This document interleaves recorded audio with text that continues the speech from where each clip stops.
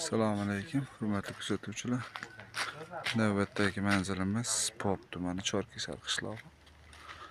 Ikkita bir xil razmerda garaj eshigi o'rnatdik. Eniga 3 metr, balandligi 2.10.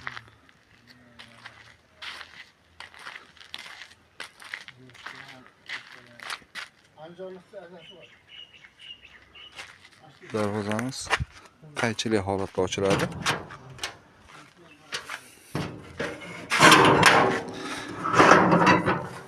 Ochilganda ichkaridagi xodga boshqa mishat qilmaydigan bo'ldi.